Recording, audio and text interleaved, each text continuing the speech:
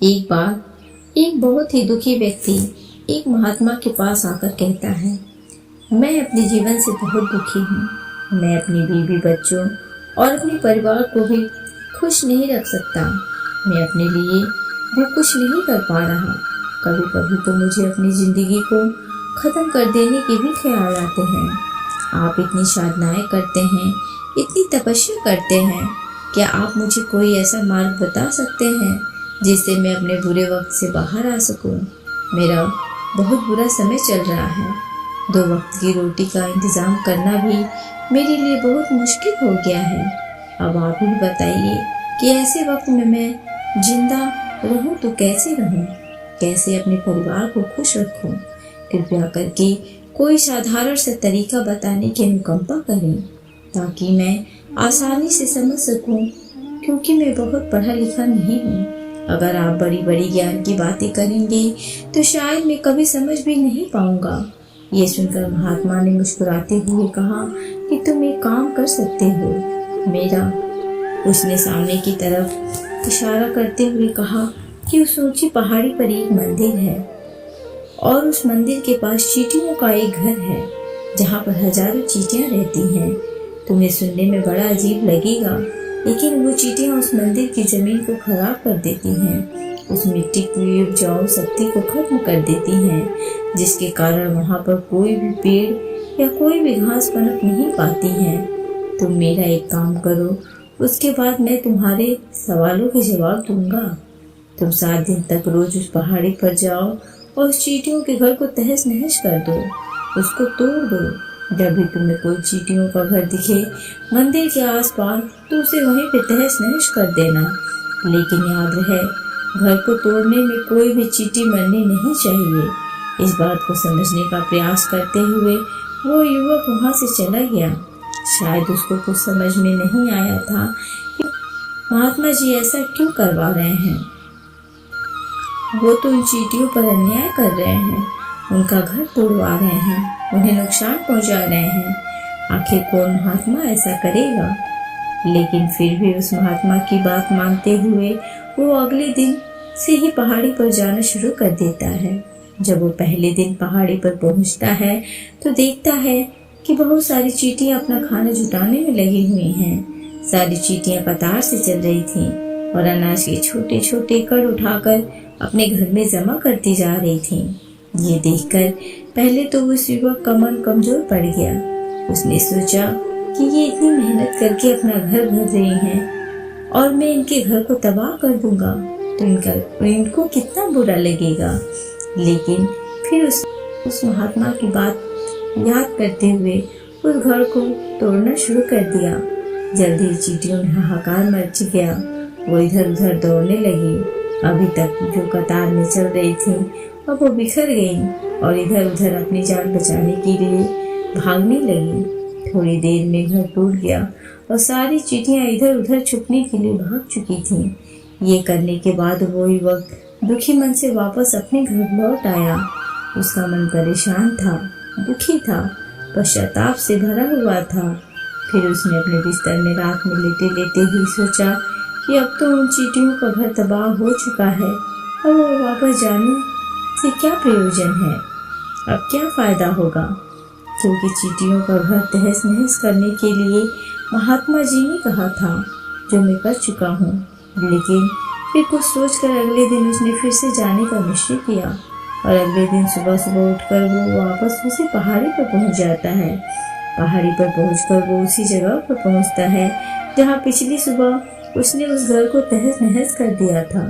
लेकिन वो ये देखकर चौंक जाता है कि उन चींटियों ने फिर से अपना घर उसी जगह पर बना लिया था और अब वो फिर से अपने घर के लिए सामान इकट्ठा करने में जुटी हुई थी।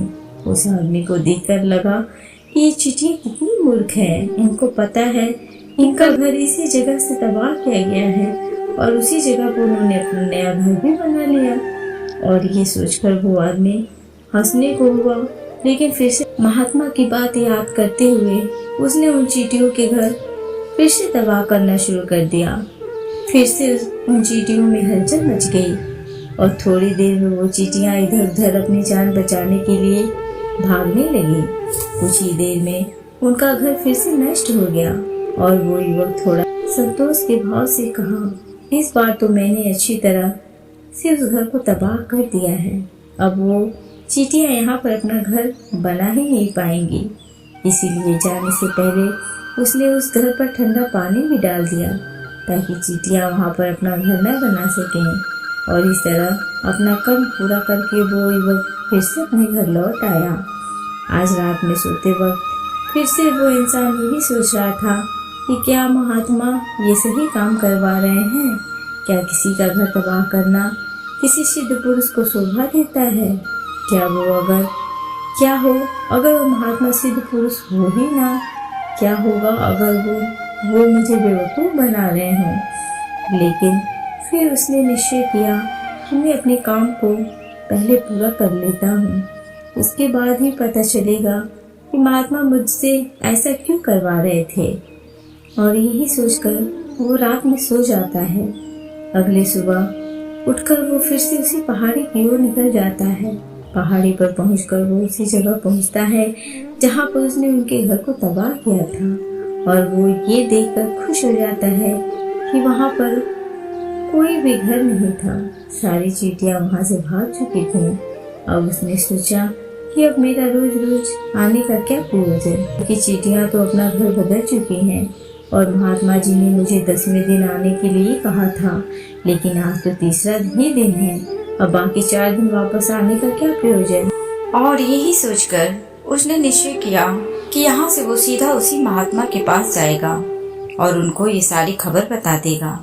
जब वापस मुड़कर उस पहाड़ी से उस महात्मा की कुटिया की तरफ जाने लगा तो अचानक उसकी नजर एक और घरौंदे पर पड़ी जो कि चींटियों का ही बनाया हुआ था। मतलब कि वो घरौंदा चींटियों ने ही बनाया था और अब वो चींटियां नए घर में वास कर चुकी थीं। ये नया घर उनके पुराने घर से थोड़ी ही दूरी पर था और जब उसी युवक की नजर उस घरौंदे पर पड़ी तो उसने सोचा कि शायद महात्मा को पता था कि ये चींटियां अपना घर यहाँ से बदलकर किसी दूसरी जगह पर बना लेंगी, इसीलिए उन्होंने मुझे 7वें दिन आने के लिए कहा था।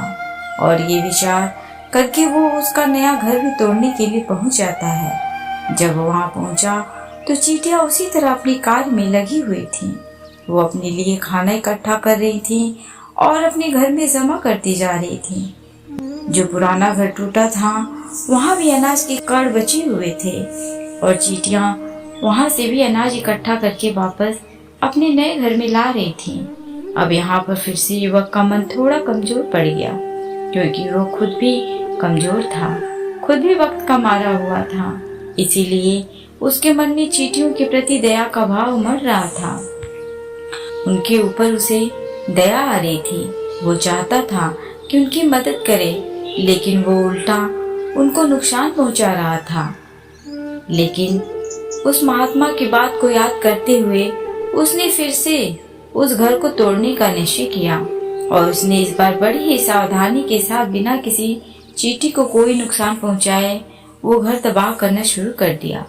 वक्त थोड़ा ज्यादा लगा क्योंकि किसी भी चींटी को नुकसान न पहुंचाने की शर्त महात्मा ने पहले ही रखी थी। इसीलिए उसको बड़ी सावधानी के साथ उन घरों को तबाह करना था। लेकिन आखिरकार उसने उस घर को भी तबाह कर दिया और उस घर को तबाह करने के बाद वो बड़ी ही दुखी मन से, इस बार वो पहले से भी ज्यादा दुखी था क्योंकि उसने उनका नया घर भी तोड़ दिया था। वो उन चींटियों को बसने ही नहीं दे रहा था और वो अब अपने आप को शैतान या दानव समझने लगा था। लेकिन फिर भी उस महात्मा की बात को मानते हुए वो अपने घर पर दुखी मन से वापस आ गया। रात में सोने से पहले एक बार उसने फिर से सोचा कि मैं कितना बड़ा शैतान हूँ, कितना बड़ा दानव हूँ। पुराना घर तो छोड़ो, मैं उन चींटियों को कहीं भी बचने के लिए कोई जगह ही नहीं दे रहा हूँ। वो चींटियां मेरे बारे में क्या सोचती होंगी, वो कितना दुत्कारती होंगी उस परमात्मा को जो मेरे द्वारा ये काम करवा रहा है। लेकिन फिर भी उसने अगले दिन जाने का निश्चय किया और अगले दिन सुबह सुबह वो फिर वहां पर पहुंच गया। वो ये देखकर फिर से आश्चर्यचकित रह जाता है कि इस बार चींटियों ने एक और नई जगह पर अपना घर बना लिया था तो पहले से भी ज्यादा ऊर्जा के साथ काम कर रही थी। उन्होंने एक रात में पहले से भी बड़ा घर बना लिया था और अब वो फिर से अपना अनाज और खाना इकट्ठा करने में जुटी हुई थी। ये देखकर उस आदमी को लगा कि ये चींटियां किस मिट्टी की बनी हुई हैं।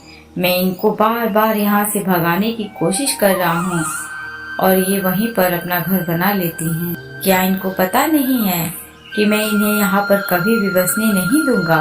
ये चींटी हैं, दिखने में इतनी छोटी हैं, लेकिन फिर भी ये मुझसे हार नहीं मान रही हैं। बड़ी ताज्जुब की बात है। और इस बार उसने गुस्से में उस घर को तहस नहस करना शुरू कर दिया। लेकिन इस बार तहस नहस करते हुए कुछ चींटियां वहीं पर मर गईं। उसके पैरों तले कुचल दी गईं। कुचलने के बाद जब वो अपने अहंकार से बाहर आया तो उसने देखा कि गुस्से में उसने उन चींटियों को कितनी क्षति पहुंचा दी है। उसका मन पश्चाताप से भर गया और वो रोता हुआ अपने घर की तरफ बढ़ गया। रात में सोते वक्त उसने सोचा कि मैं उन चींटियों पर बहुत ज्यादा अत्याचार कर रहा हूँ। अब इससे ज्यादा अत्याचार मैं नहीं कर पाऊंगा। और यही सोचकर वो अगले दिन उन चींटियों के लिए अपने घर से थोड़ा आटा लेकर उसी पहाड़ी पर पहुंच जाता है। आज उसके मन में उन चींटियों के प्रति श्रद्धा का भाव था, दया का भाव था। आज वो उनकी मदद करना चाहता था। और जब वो वहां पर पहुंचा तो चींटियां फिर से अपने नए घर को बनाने में जुटी हुई थी। उसने बड़ी ही करुणा के साथ उन चींटियों को अपना लाया हुआ आटा खिलाया और अगले 3 दिनों तक वो ऐसा ही करता रहा। वो रोज सुबह जाता और उन चींटियों को अपने हाथों से आटा खिलाता। 7 दिन के बाद वो युवक उस महात्मा के पास पहुंचकर हाथ जोड़कर बोलता है कि हे महात्मा, मुझे माफ कर देना। मैंने उन चींटियों का घर तबाह करने के लिए बहुत कोशिश की। मैंने उनका घर तबाह किया भी, 1 बार नहीं 4 बार मैंने उनका घर तोड़ा। उसके बाद मैं हिम्मत नहीं कर पाया। मैं समझ सकता हूँ कि मैंने आपका काम पूरा नहीं किया और इसके बदले आप मुझे वो तरीके भी नहीं बताएंगे जो कि मुझे मेरे बुरे समय से बाहर निकाल सकते हैं। लेकिन मुझे इसका कोई खेद नहीं है। मुझे लगता है कि मैंने जो किया वो सही किया, इसीलिए मैं आपसे आज्ञा लेकर वापस जा रहा हूँ। कृपया मुझे वापस अपने घर जाने की आज्ञा दीजिए। ये सुनकर महात्मा ने मुस्कुराते हुए कहा कि अरे बेटा, कहाँ चल दिए? रुको तो सही, जलपान तो कर लो, थोड़ी देर ठहर जाओ, उसके बाद चले जाना। और ये कहकर वो महात्मा उस युवक के लिए पानी लेकर आते हैं। पानी पिलाने के बाद महात्मा उस युवक से पूछते हैं कि तुम मुझे ये बताओ कि आखिर तुम उन चींटियों का घर तबाह क्यों नहीं कर सकी? वो चींटियां तो छोटी छोटी हैं और तुम इतने विशालकाय हो, फिर भी तुम उन छोटी छोटी चींटियों का घर तबाह नहीं कर पाए। कहाँ है तुम्हारी शक्ति, तुम्हारा बाहुबल? इसका जवाब देते हुए उस युवक ने कहा कि हे महात्मा, मैंने उन चींटियों का घर तबाह कर दिया था, बार बार किया था। एक बार तो अपने गुस्से में मैं उन चींटियों को भी मैंने हानि पहुंचा दी थी। लेकिन जिस दिन मैंने उनको हानि पहुंचाई उसी दिन मेरे को लगा कि मैं इनको क्यों हानि पहुंचा रहा हूँ, क्यों इनको इतनी तकलीफ दे रहा हूँ। और उसी दिन से मैंने उनको क्षति पहुंचाने की बजाय, नुकसान पहुंचाने की बजाय उनकी सहायता करनी शुरू कर दी। ये सुनकर महात्मा ने कहा, यही तो सीखने की बात है। एक छोटी सी चींटी हमें जीवन का संदेश दे जाती है। मैंने तुम्हें उन चींटियों का घर तबाह करने के लिए नहीं भेजा था, मैंने तुम्हें भेजा था ताकि तुम उन चींटियों से कुछ सीख ले सको। तुम्हें क्या सीख मिली उन चींटियों से, क्या तुम मुझे बता सकते हो? ये सुनकर उस युवक ने पूरी कहानी बयां कर दी। पूरी कहानी सुनने के बाद महात्मा ने मुस्कुराते हुए कहा कि बेटा, पहली सीख जो इन चींटियों से लेने की थी वो ये थी कि तुमने कितनी ही बार उनके घर को तोड़ने की कोशिश की, कितने ही बार प्रयास किया उनका घर तबाह हो जाए, लेकिन वो बार बार अपना नया घर बना लेती थी। उन्होंने कभी भी हार नहीं मानी। अगर वो हार मान लेती तो वो चींटियां तुम्हें वहां पर नहीं मिलती। जीवन कार्यशीलता का नाम है। कर्मशीलता का नाम है।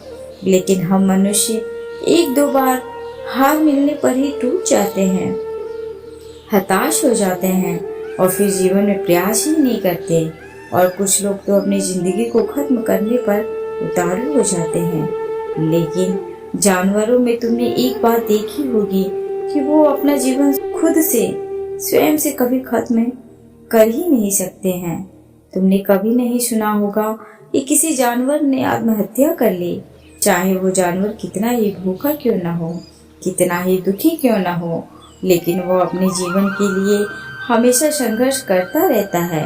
लेकिन वहीं पर दूसरी तरफ हम मनुष्य एक दो बार हताश होने पर ही अपना जीवन खत्म कर लेते हैं। जीवन तो कर्मशीलता है, कर्म करने का नाम है। जीवन और मृत्यु आखिरी विश्राम है, परम विश्राम है।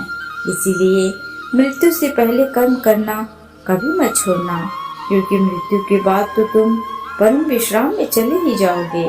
तो उससे पहले कर्म करना क्यों छोड़ रहे हो, क्यों हताश हो रहे हो? अगर तुम्हारा एक घर टूट गया है तो दूसरा घर बनाने का प्रयास करो, कोशिश करो। और कोशिश करने वालों की कभी हार नहीं होती। ये तुम उन चींटियों से देख चुके हो।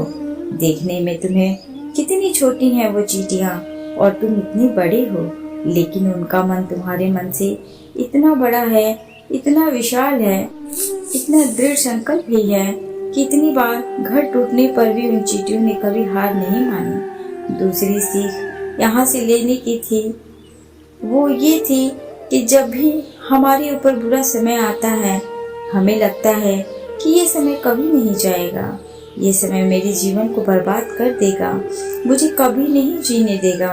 और अपने इसी ख्यालों से, अपने इन्हीं विचारों से, जिनका असलियत में कोई भी अस्तित्व नहीं है, उसी विचार है और वही विचार हमारे मन को दुखी कर देते हैं और इसीलिए हम प्रयास करना भी छोड़ देते हैं। लेकिन तुम खुद सोचो कि बार बार प्रकृति हमें क्षति पहुंचाएगी, नुकसान पहुंचाएगी, लेकिन कब तक पहुंचाएगी? अगर हम बार बार फिर से उठ के फिर से नया प्रयास करते रहेंगे तो प्रकृति भी हमारे सामने घुटने टेक देगी और वो भी एक दिन हमारे ऊपर दयावान हो जाएगी, कृपालु हो जाएगी और वो हमें सब कुछ देने लगेगी जिसकी हमने कभी कामना की थी। तुमने खुद देखा कि तुम उन चींटियों को तबाह करने के लिए पहुंचे थे, लेकिन बाद में तुम ही उन चींटियों को अनाज और आटा देने लगे। तुम ही उन पर कृपालु हो गए। क्यों हुए? क्योंकि तुमने देखा कि वो चींटियां हार ही नहीं मान रही हैं। इसी तरह अगर तुम भी अपने जीवन में कभी हार नहीं मानोगे, एक ना एक दिन ये प्रकृति तुम्हें वो सब कुछ देगी जो तुम अपने जीवन में पाना चाहते थे।